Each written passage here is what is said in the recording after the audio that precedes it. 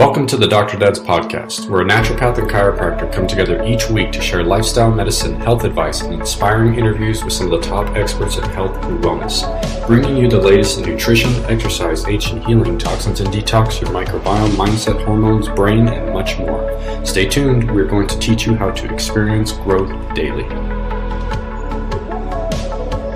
Hey everybody, Dr. Dad's coming at you. I got Dr. David Wardy here with Dr. Nick Jensen. Nick, what's going on? Doing real good, buddy. Sunshine here in Vancouver. Loving it. Awesome. So I've been looking forward to today's podcast for almost a month now since I got to meet this guy at the latest conference in Nashville. Today we're bringing on Roberto Monaco. And let me tell you about this guy. So this guy is a master influencer. I'm going to just start with that. But really what he does is he helps professionals get their reach further and influence the masses by training them how to take their message to the next level. And just a quick story before I introduce him. I got to sit with him for an hour and a half with a bunch of other doctors at this conference, learn some tips on mindset so that I could improve my influence in my community. And I came back the following week, had a talk, and I literally had a 30% increase in my close rate in my talk of helping people just make that change in their life and take that step forward.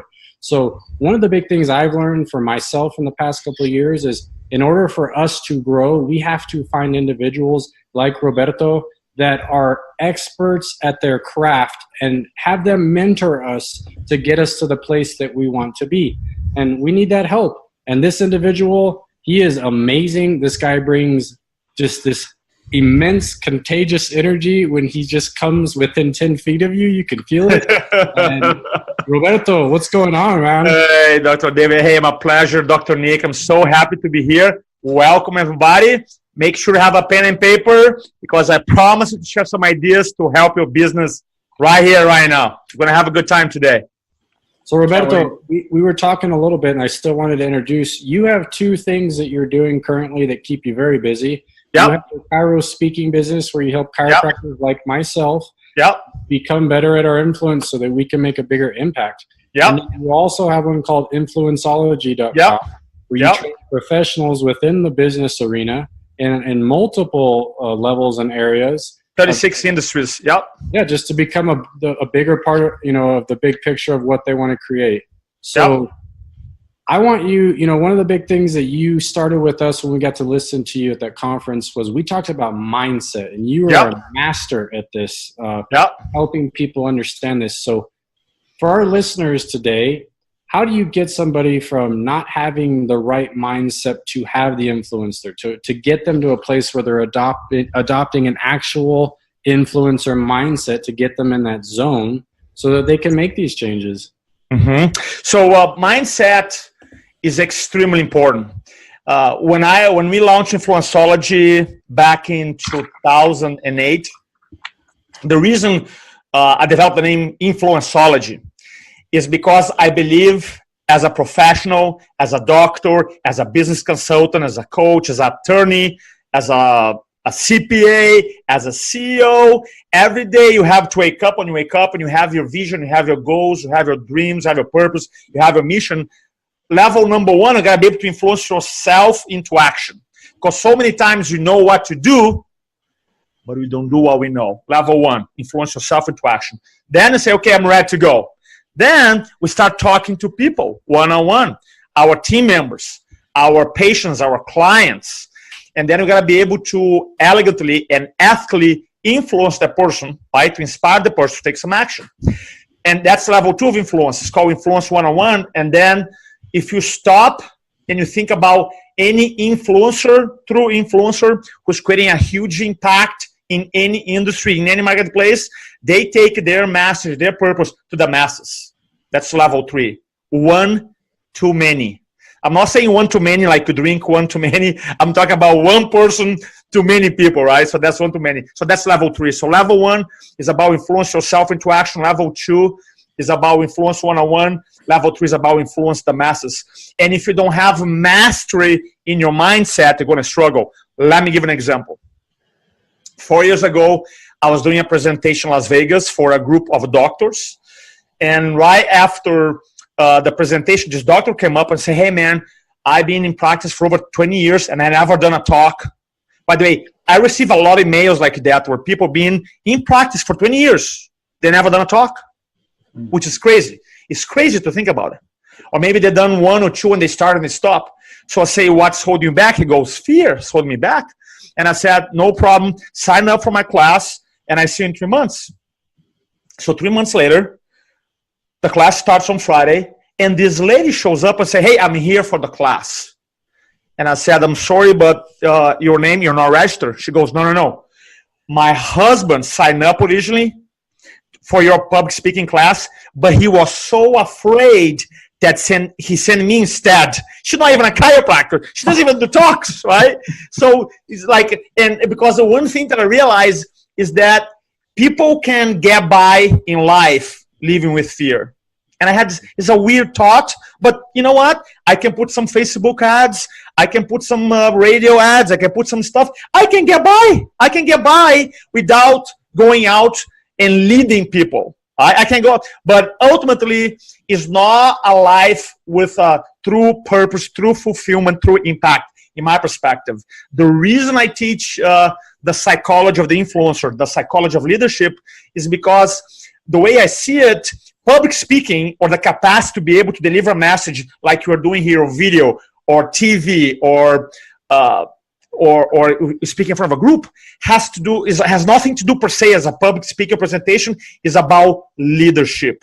And if you stop and you look at the definition of a leader, is someone who leads groups of people, level 3. So if you don't have the mindset, if you don't have the purpose, if your values or the things that are important to you are not aligned, you're not going to become consistent. And I'm sure Dr. Nick and Dr. David, I don't know if you guys seen this, because you guys go to seminars where someone go to a seminar, they learn amazing information, they learn new skills, they even learn new behaviors to do in their practices, in their business after the seminar.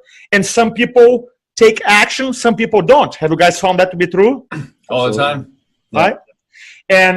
And for me, it was like, I learned that when I was working with Tony Robbins. I will tell my story in a moment. When I was working for Tony Robbins, I learned this in 2 ways. One, I started hiring people and train them to become speakers and sell tickets. And we had this script, a 25-page script.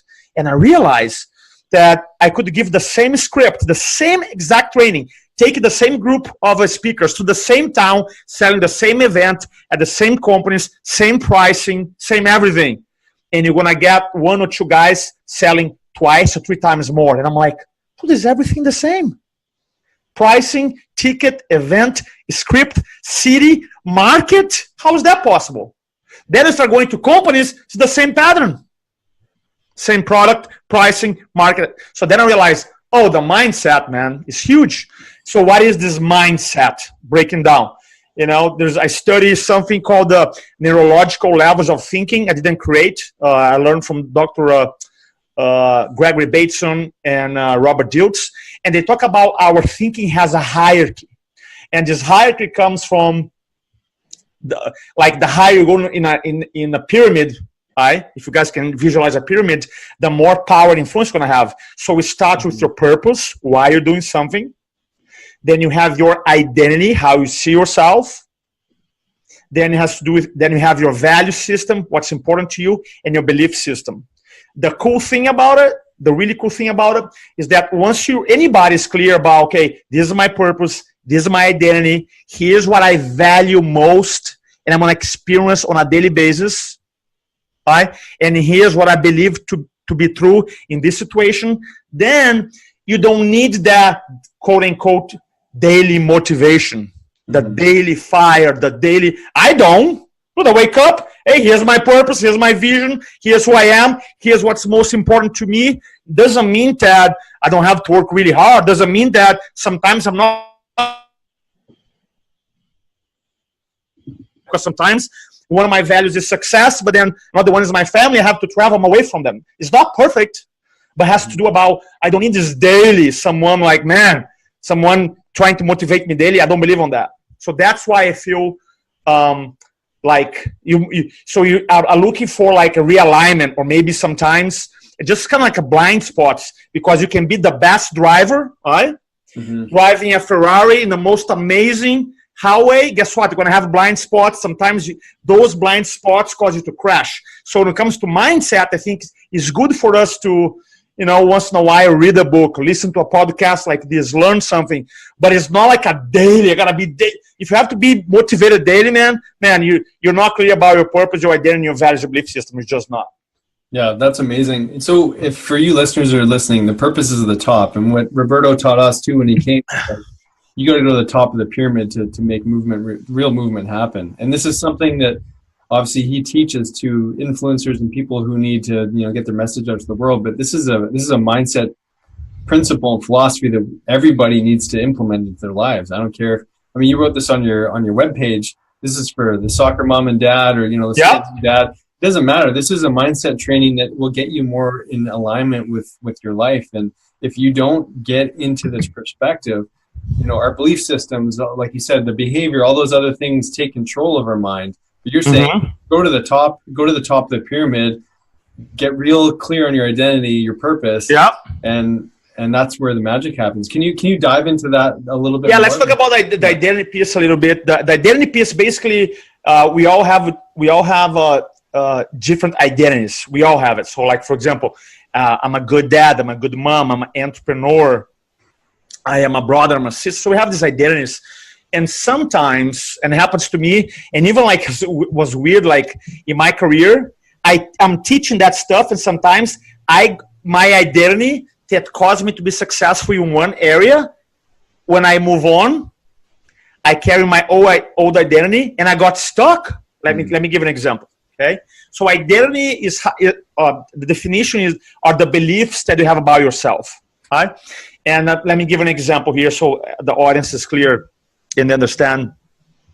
Let's say you have two amazing doctors. I know a lot of people who listen to us doctors. Two amazing doctors, Dr. A, Dr. B. And they have pretty much not the same, a very similar qualification, similar opportunity, marketplace, similar team member systems, right? Everything pretty much the same.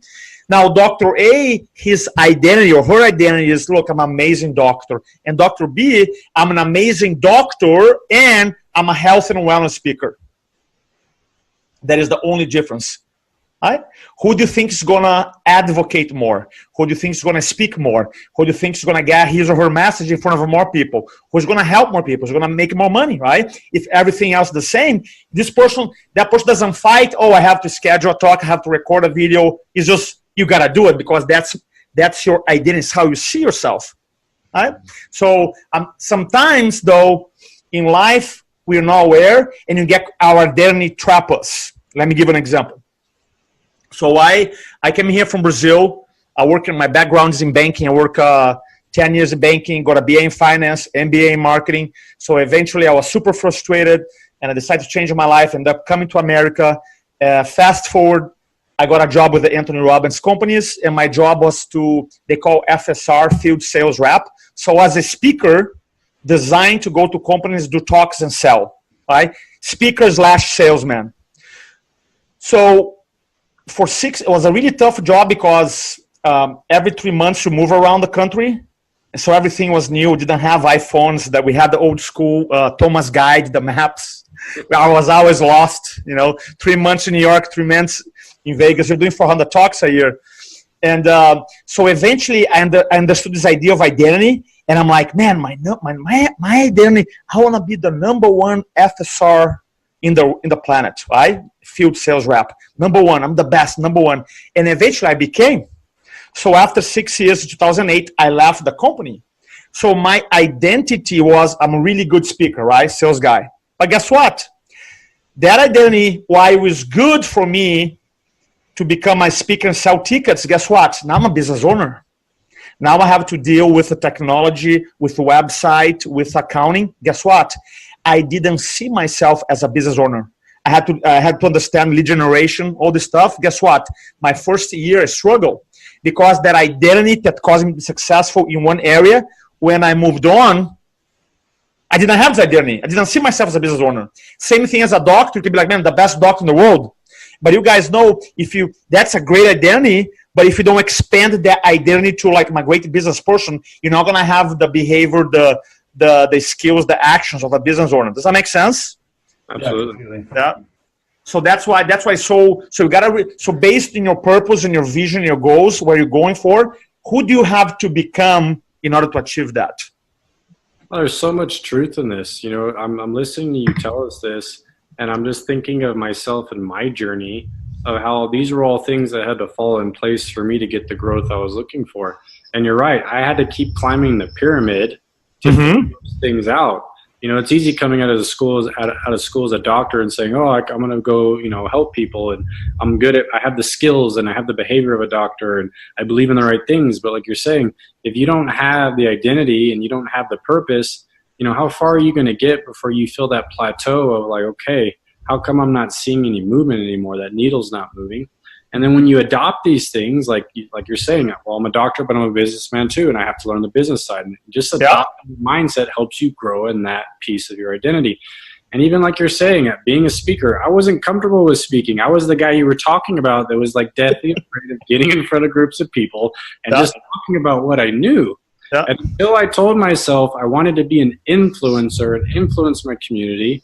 It's like a seed that plants, and then it doesn't grow unless you plant the seed first. I love that. So let me speak on two things what you said. When I give you two examples here, I'm just making notes. Cairo will speak. So when I'm back in 2000 and 2008, 2009, you had the mortgage meltdown.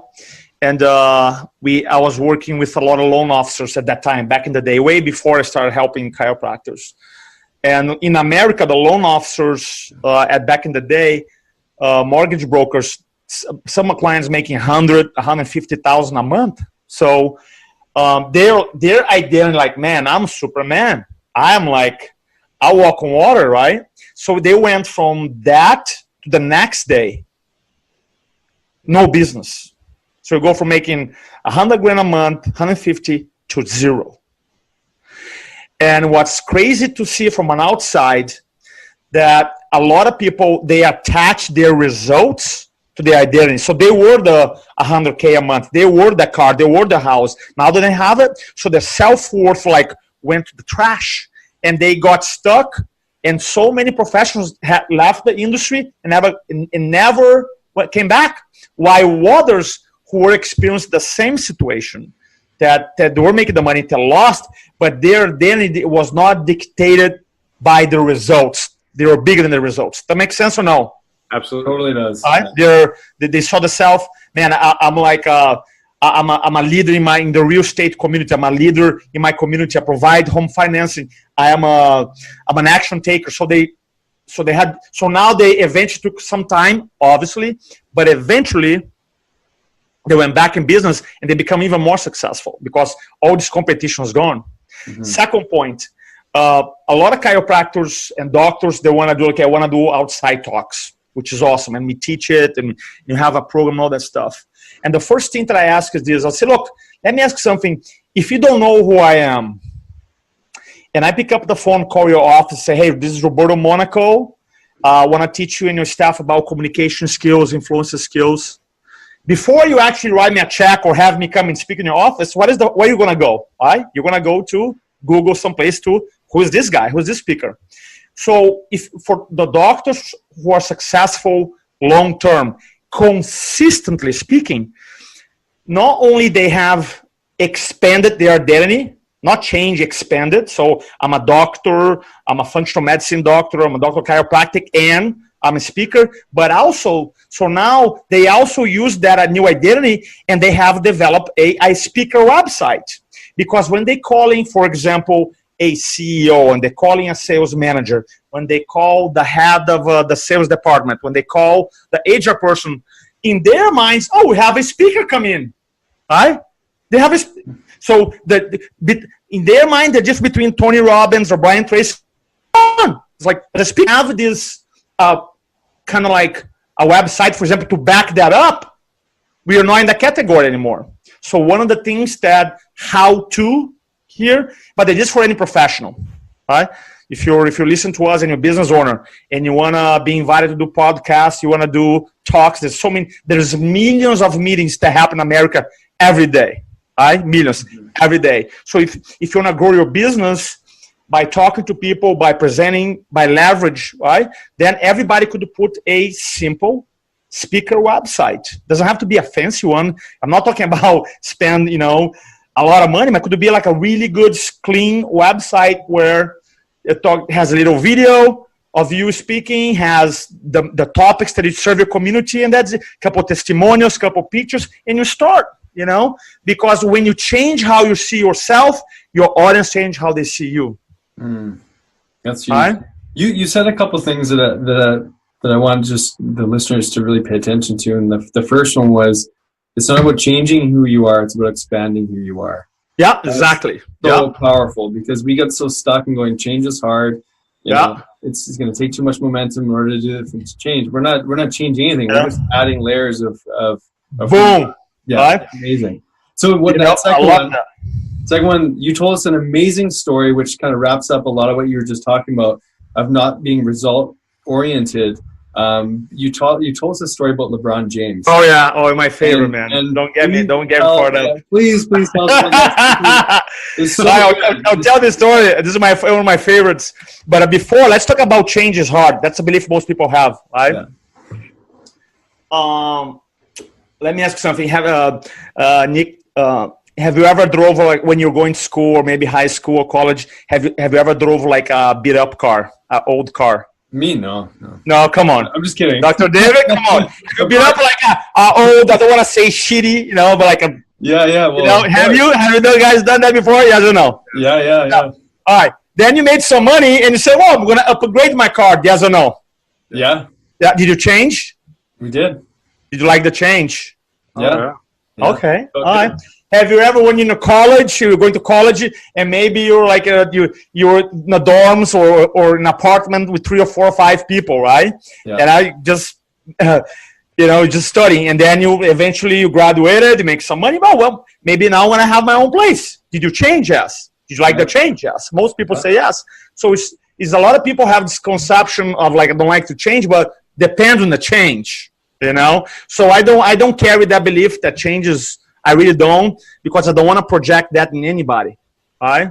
So, because I know that some changes, they love it. They do it. They're like, hey, I want to do it. They're like, oh, how come that change you love it? You want to do it, you proact about it, and all the stuff you don't. Explain that to me. All right? So the LeBron James, going back to his identity, is when like LeBron James, before he joined the NBA, for those, you're in Canada, right? Yeah. Go Raptors, man. Yeah, that's it. That's it. Go Raptors. I like Raptors. I went speak at Toronto, and it was nice there. I love that, man. Yeah. So LeBron James, before went to high school, or his identity was he has a big tattoo, and you can type it up on Google. LeBron James tattoo. There's a big picture. He wrote "Chosen One." Right? Because if I wake up in the morning like, man, I'm the chosen one. Do you think my psychology is like, oh, I have to wake up now and go train, I have to lift, I have to run, and be like, so let's go. Let's go, right? Because I'm chosen one. And now the guy goes in and goes to the NBA, won 3 titles, just passed this year Michael Jordan in points, and he has probably 3 or 4 more years playing the game. Right? So Roberto, are you saying I should have tattooed in my back the chosen one? So here's the point. What if, like, whatever the message is, if you're a business owner, if you're a chiropractor, if you're a functional medicine doctor, what if, though, with the same level of certainty that you believe your name is your name, I say, I believe my name is Roberto, I believe my name is Nick, I believe my name is David, with same level of certainty, I say, you know what, I'm the chosen one to take this mass to the community. If you were to believe that identity, then how would that identity drive your behavior differently? Would you be more proactive? Would you study more? Would you schedule more talks? Would you record more videos? Would you be more proactive to get the message out? Everybody, 100% people say yes, those things, because you see now you cannot not do it because that's part of your identity. Now, what the best part about LeBron James' story is that for those who don't follow much the NBA, usually they play 82 games in a regular season. So 3 years ago, the Warriors broke a record that Michael Jordan's team had. So basically, Michael Jordan's Chicago Bulls, they play 82 games. They won 72 games and lost 10. So 3 years ago, the Warriors won 73 and lost 9. And everybody's like, man, finally a team that is better than Michael Jordan. Better. So LeBron James go to Cleveland.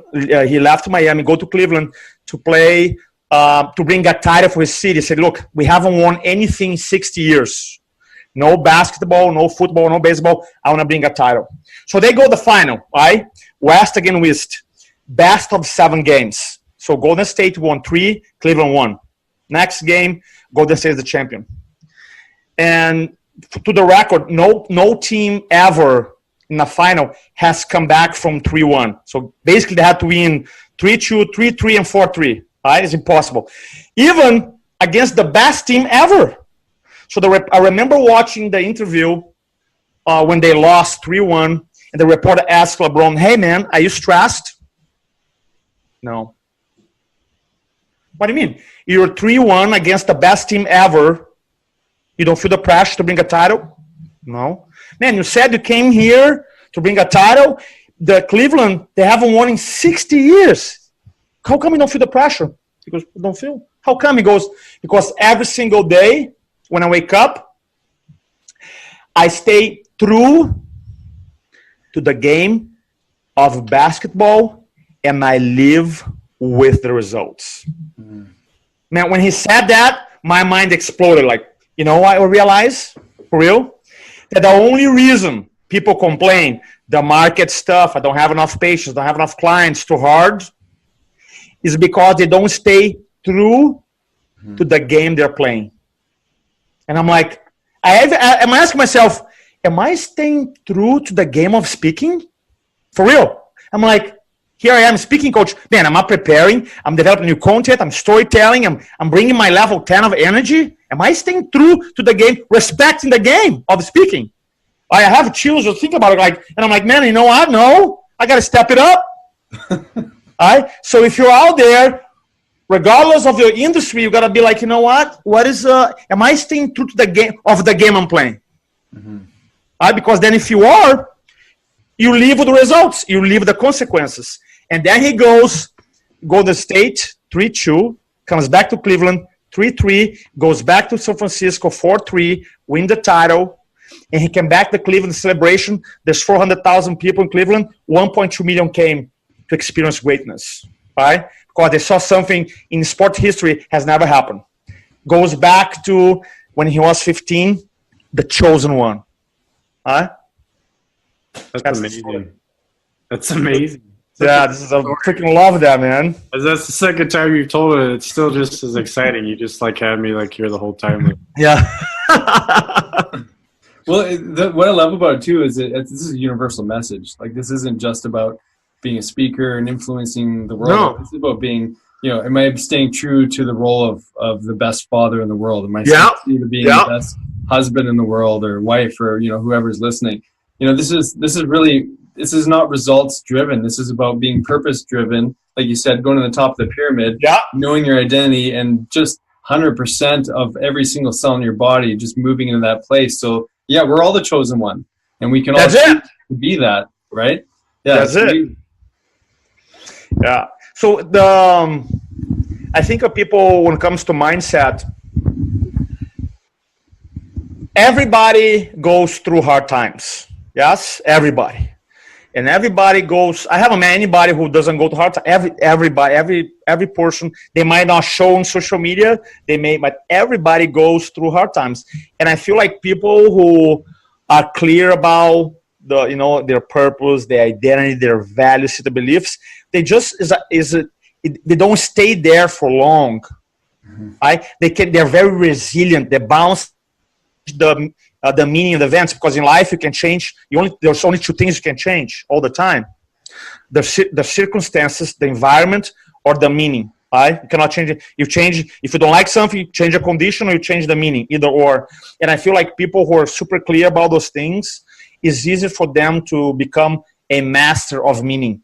And a lot of people ask me in my career from 2002 to 2008, what were the biggest lessons I learned from Tony or working for the company, you know, which I'm super grateful. I'll have two. One is that, man, if I don't share my story, the marketplace will create one about me, you know? So that's why I advocate. That's why I speak. That's why I record videos. Like, I'm always advocating.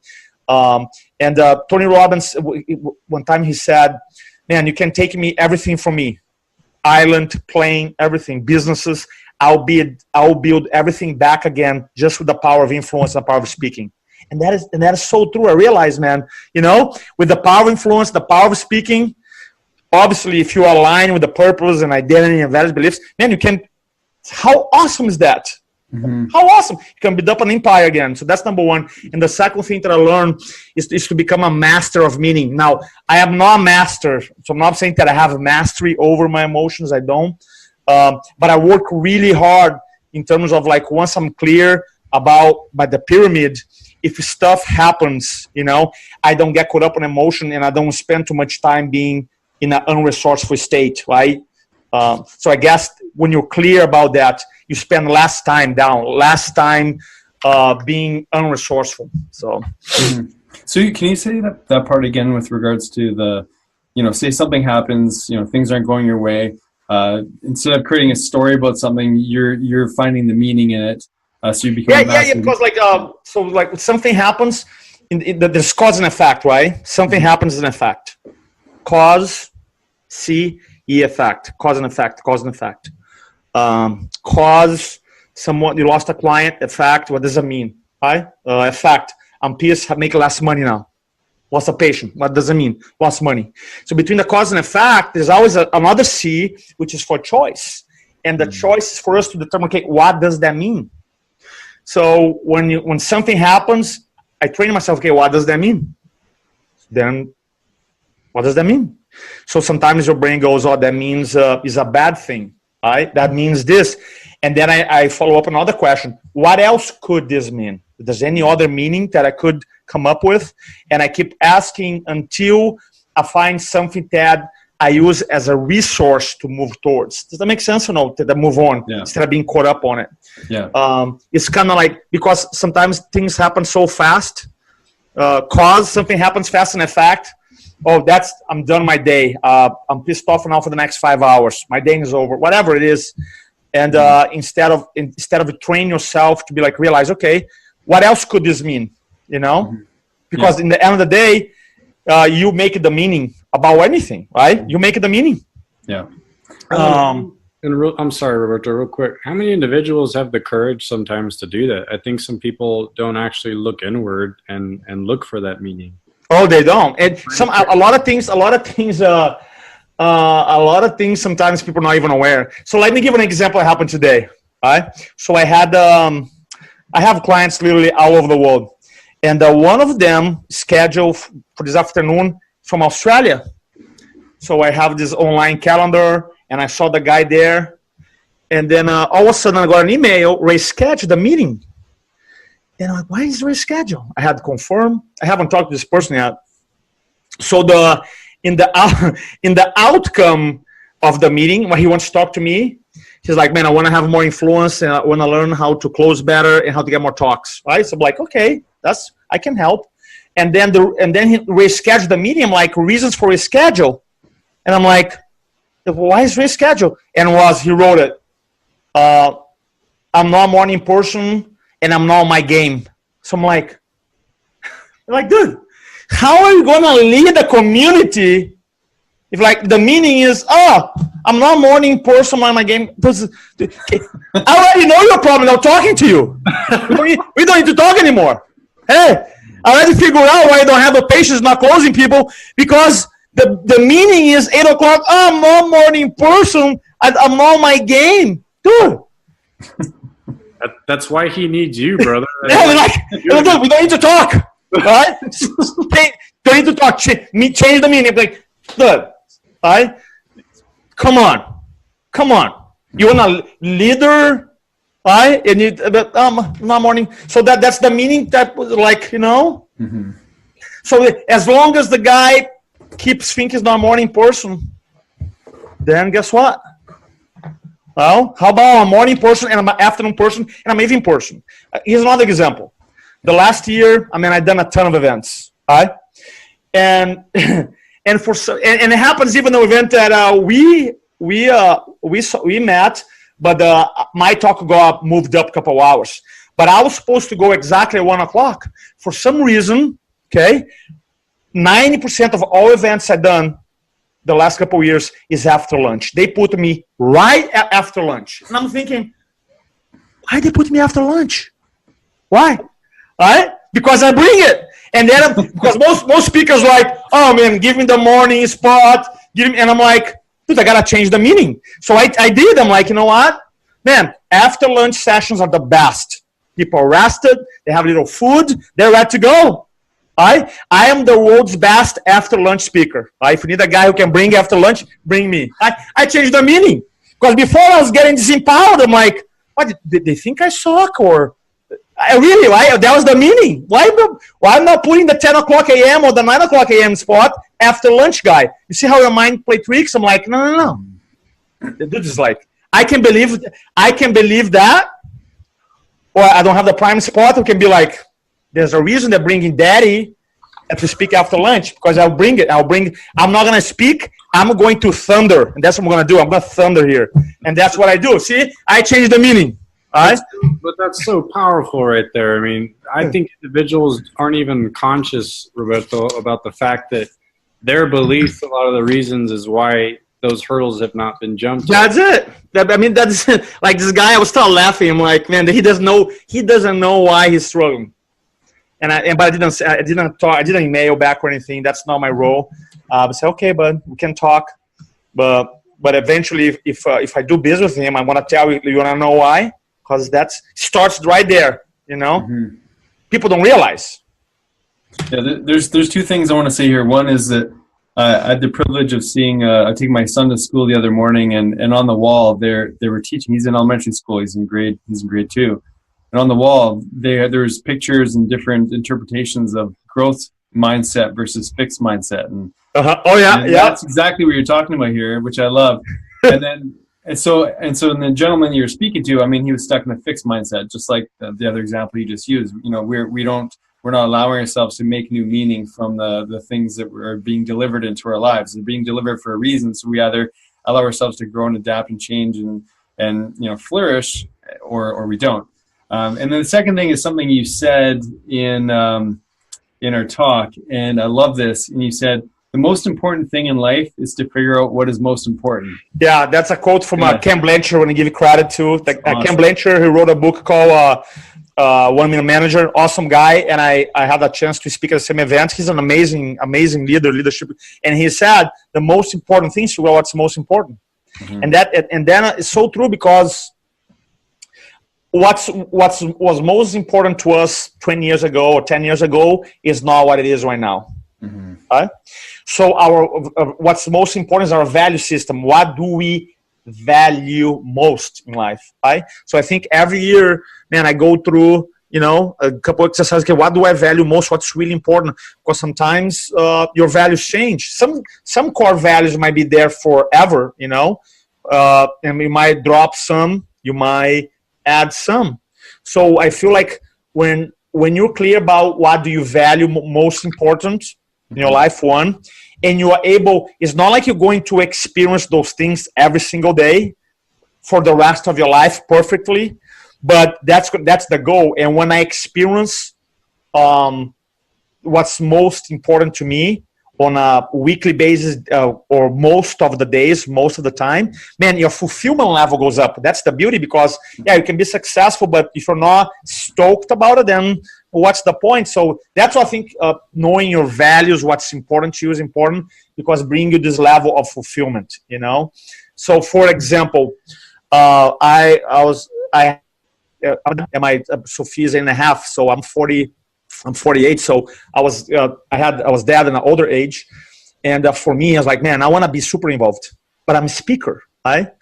So how I'm gonna do this? So when she was born, I took 3 months off, and now even though I go away, I make sure every day I kiss her 1,000 times. I mean, literally, I take quick breaks. I go and squeeze her and kiss her. So like, it's not like a perfect. I don't do that every day because sometimes I travel, right?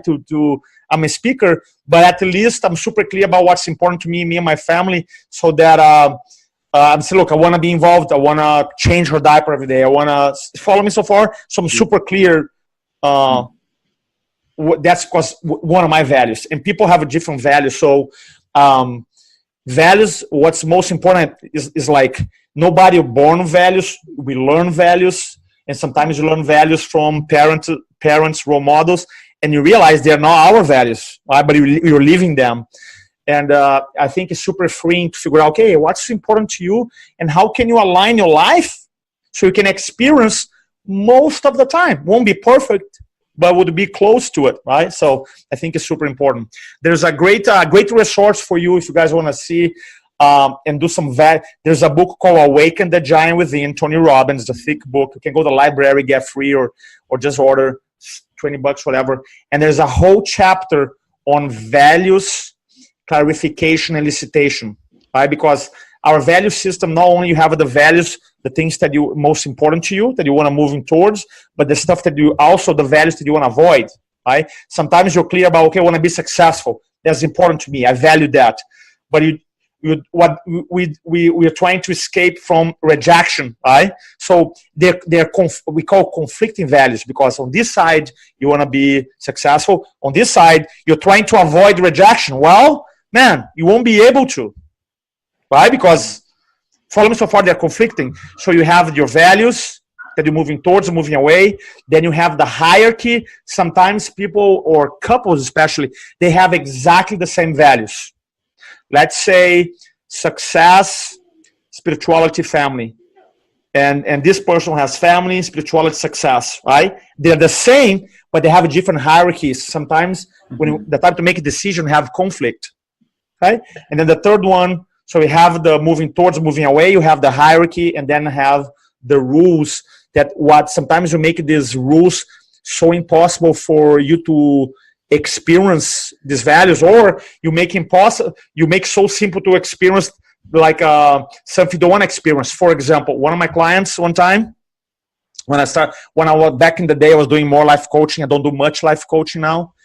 And he had this thing about rejection. So he was clear, I value success, I want to build up my business, but I really hate rejection. So they're conflicting. So I asked him, what has to happen for you to feel rejected?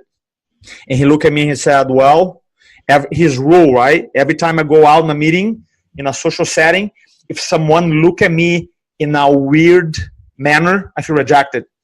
And I said, go again? He goes, yeah, every time I go out, if someone look at me in a weird way, I feel rejected.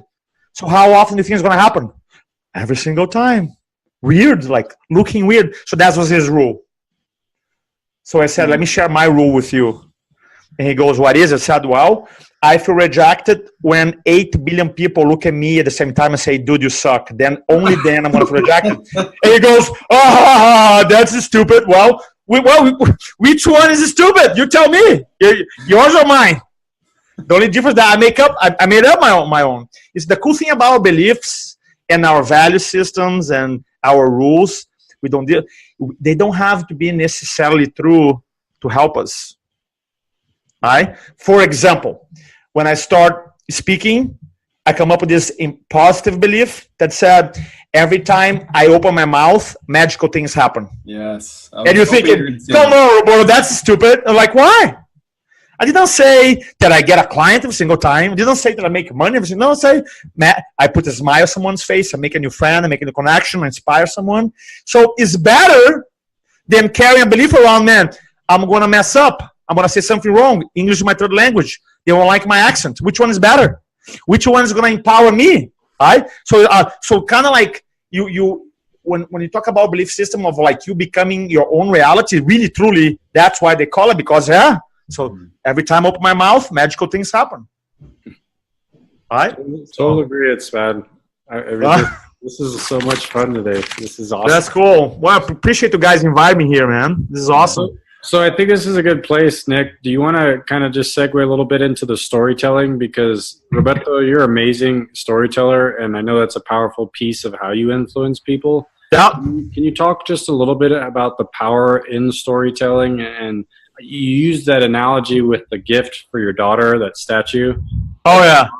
And how at first, you know, your first impression, and then, but that was a really good example. But can you just speak to that a little bit? Yeah. So storytelling. When I decided to become a speaker back in 2003, I remember 2002 I got a job at Tony Robbins. I remember going up and said, okay, I want to become a speaker. That's what I want to do. Then I asked myself, okay, how do I become a successful speaker, a successful communicator? So I started going to events, and instead of like listening to what the speaker was saying, which is a very fine distinction when you slow down here. Instead of listening to the information, I was interested in knowing what they are doing, which is different, right? Most people go to events and say, okay, what he or she is saying. They are paying attention, right? And I was going to event to say, what are they doing? Let me give an example here. Everybody knows how to use a Word document, right? You open up a computer and you type things in a screen. And your eye can see the words on a white screen of a Word document. Or if you use Pages on Mac, right? But underneath it in a computer, there's a computer language generating the code your eyes don't see. But there's a computer language first. That's the code. And I said, how do I code the talk? How do I code communication? I want to work on that level. And after a lot of research, I realized that one of the major, not the only one, but one of the major things was storytelling. And if you re-listen to this podcast here, you're going to see that I throw a lot of stories here, even when I give a quick example. Sometimes they're long stories, sometimes they're short, because that is the purpose of. There's so many reasons why storytelling works. One, because it creates identification. When you tell a story, if your audience of one or many can identify himself or herself, the character. In this podcast, I don't remember which story, and I think or Nick or Dave, like, man, this is so true, happens in my life, or whatever, because you create identification. And when you create this identification, that means like you personally, the listener, identify himself or herself with me or the character or LeBron, the story, right? That means now, because you identify, resistance goes down. So now, how I'm going to resist? Right? How I'm going to resist that? Because this is just like me. And when people try to sell and influence with facts only, people can counter-argue facts. People are going to have a hard time counter-argue your personal experiences or stories. How are we going to counter-argue LeBron's story, man? Try, guys. That's what's happened. And so that's why I use a lot of storytelling. Two, increases the value of things. You know, there's a research called significant objects, where scientists, they bought all these objects for $1.50, and they had professional copywriters to make up a story about it. And they're wondering, if I just sell this 50 cents mug on eBay with a story, how much it'd sell for? And the numbers are crazy. So much so that they wrote a book about it. It's called Significant Objects. But one example, the one was a fake banana, the plastic banana that you can buy, you know, on Target for 45 cents or 50 cents. They sold it for $76 in eBay because I have a story attached to it. So a story, the moment you start telling a story, you stop selling a commodity. Let me say again, the moment you start telling a story, you stop selling a story. Stop selling a commodity. I'm sorry. The other reason too is because stories, we are wired, you know, to learn through storytelling. If you think about it, not that I know, I wasn't there, but when you were caveman, right? We didn't have computers, didn't know how to write, didn't have books. So how does one tribe communicate the knowledge of, like, for example, how to fight dinosaurs to a different tribe back in the day, right? So that's the whole idea about campfire, how they communicate stories, so that Sophia's story about the object can tell a LeBron story. You guys remember that from the talk, right? Because there was like high emotional content. I mean, there's like so many reasons. So The cool thing about storytelling, it is not a public speaking thing. Is not.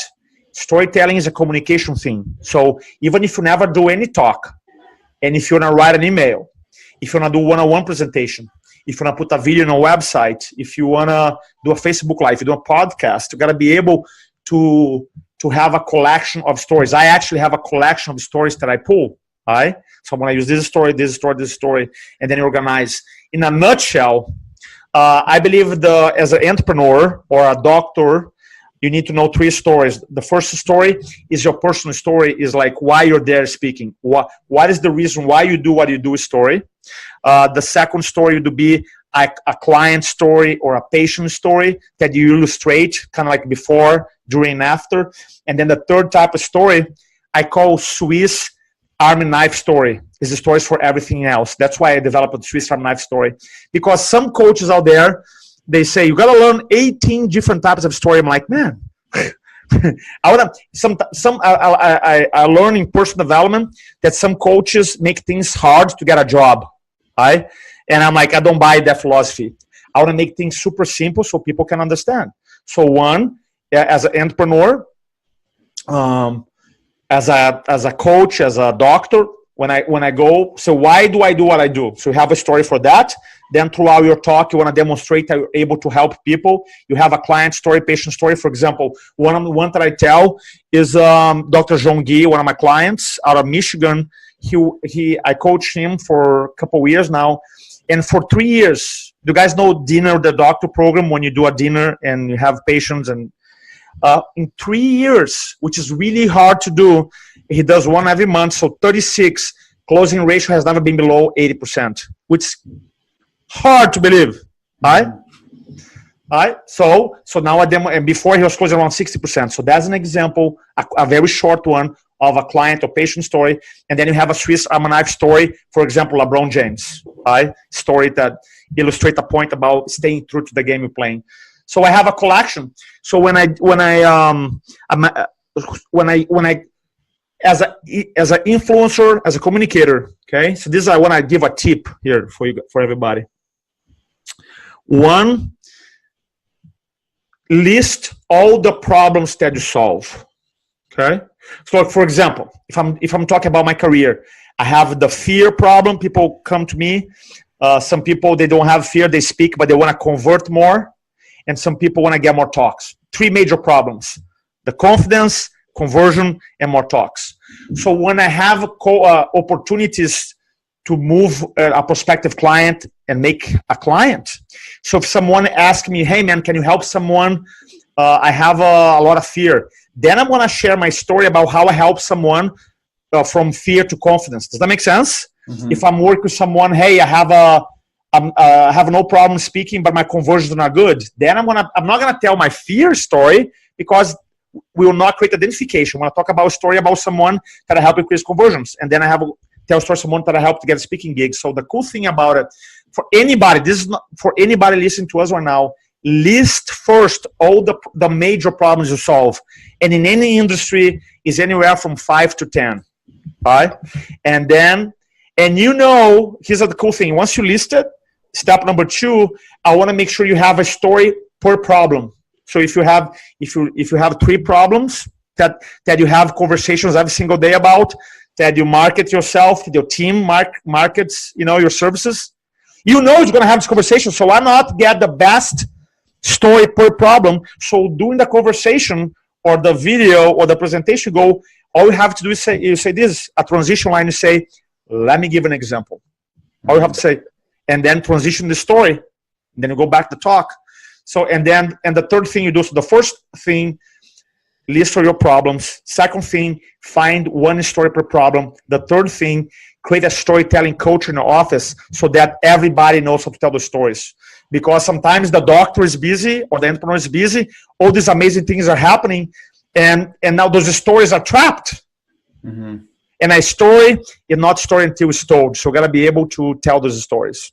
I love the point you make about how storytelling brings the resistance down.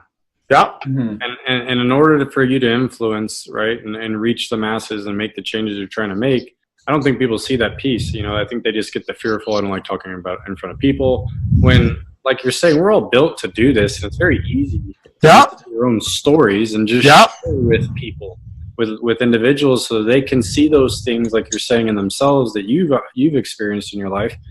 And it's so powerful. I mean, I talk about my wife's, you know, health issues she's had and why I'm doing what I'm doing today and everything on a daily basis.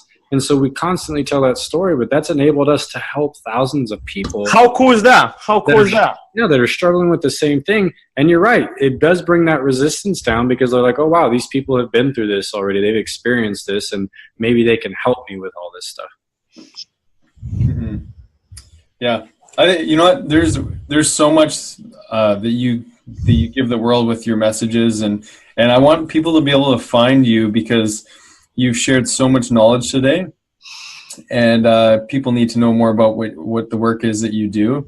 And like, I think you said you work with 36 different types of industries, which is amazing. So there's something here for everybody. So we always leave people with a bit of home play, so they can experience some of what the guest speaker has to offer. And I know I've downloaded your ebooks already, and maybe that would be a good starting point for people. Good starting point. So if you are an entrepreneur, if you're an entrepreneur, a business owner, in sales, and you believe that communication is important, believe influence is important, believe presentation is important, then you go to influenceology.com, and I have several ebooks there. And if you are a doctor, then I have very specific content for doctors. You can go to kairospeaking.com. Also, you're going to find some of my ebooks there. Mm-hmm. So it's perfect. So it's influenceology.com and kairospeaking.com. That's amazing. That's it. Super simple. Yeah. Well, and I would say for the home play for everybody, I think a good one, in addition to just checking Roberto out, is I think people need to question and start thinking about what is their identity and their purpose.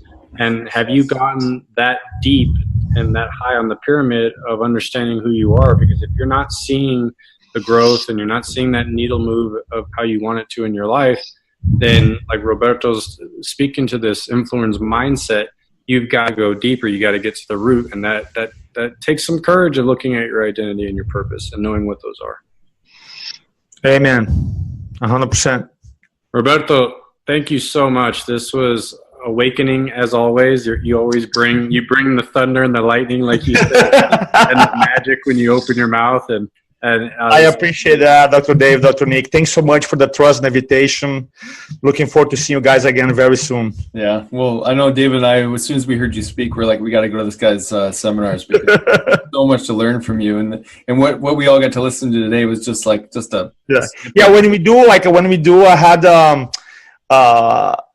when we do seminars, we go 30 hours intense. And the cool thing about there's different events for everybody. My philosophy, when I go to seminars, I don't want to go to a seminar and go home trying to figure out later on with a bunch of information. So everything we do, we learn, and you do it right there. We tell stories right there. We record videos right there. And then on Sunday, there's extra cost for me. I don't mind. I rent all these rooms, and everybody who goes to seminars, I actually have a chance to do a killer talk based on my methodology, because I want to make sure when they leave it, say, okay, man, I've done one based on a influenceology structure, storytelling, all this stuff. And so it's super cool to see how when people they kind of like liberate themselves, and they be like, okay, I want to speak from my heart, but with a strategy, with a purpose, with an intention, but real strategy. It's cool to see what we see. So yeah, I love it. Well, it's always a privilege too to see people who've stepped into their mastery. Like when I asked you, even how did you prepare for the Nashville talk? Like you were like, I spent, I figured out how much time I had. I rehearsed the 45 minutes or whatever I had beforehand. Like this is someone who practices with what he preaches. Yeah, so damn good at explaining it and sharing this message with so much fierceness. So it's you really are a master, and there's so much that we all have to learn from. Oh, I appreciate that, but I feel. Moved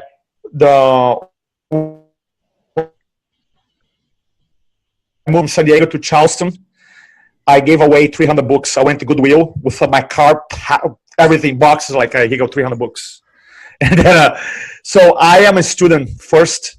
And what I love about my work, which is kind of crazy, I can be really good, but will never be a master's because there's so many fields. Yeah. Psychology, presentation, heuristics, decision making, color, engagement. There's all these things that I'm always like, oh, and sometimes like, man, there's like the little distinctions, the 1%, the 2%, like I get excited about. So I see myself a student. Obviously, I teach and I coach and all the jazz, but I just love it because it's a challenge for me, to go in and because I learn. Here's what I learned when I close this, like when you do a talk and you do a presentation, some people, and that can be a one-on-one presentation, all right? Some people you'll never see again in your lifetime, ever. I learned that. So sometimes you do a talk, you'll be like, some people are going to become your clients, some people are going to become your friends, you're going to see again, right? You're hanging out here. But some people I'll never see again, ever. That's life. They're going to move, you're going to move, they're going to do different things. You never see them ever, a lifetime. And then I realized, man, I got to bring it, everything at that moment, at the 30 minutes, 10 minutes, 5 minutes, 1 minute, half an hour, 2 hours to try to move that person. That's one shot. I really, truly, for some people, it's just one opportunity. So that's what I love about it. That's the challenge that I looking forward to when I speak. Like, man, I don't have 10 times them. For some, yes. Some of them, I got to get them right now. I got to shift them right now. Mm-hmm. There's only one time. So that keeps me kind of like excited about it, keep learning, keep develop my craft. So it keeps you true to the game. That's it. That's it. Well, movement was definitely created today, brother. Oh, I appreciate that very much. Thanks so much. So take us out, Dr. Nick. Yeah, that's it. So that's it for today. You've got some home play to put into practice, get it in alignment with your purpose, your identity, your values, and that will start to dictate your belief system as long as you can assess it. So go back, listen to this again, check out influenceology.com, and if you're a doctor, check out chiroSpeaking.com. And it's such a pleasure to have you on here, David. Always good to see you, buddy. And we'll get everybody. Please tune in on the next one. Lots of love. I appreciate you guys. Thanks so much. Thank you. Bye, guys. Bye-bye. Thanks for listening. If you enjoyed today's podcast, please be sure to subscribe to the Dr. Dads and share with your family and friends. You can also follow and interact with Dr. Nick and Dr. David on Facebook and Instagram for a daily dose of inspiration and the latest in health and wellness. Be well.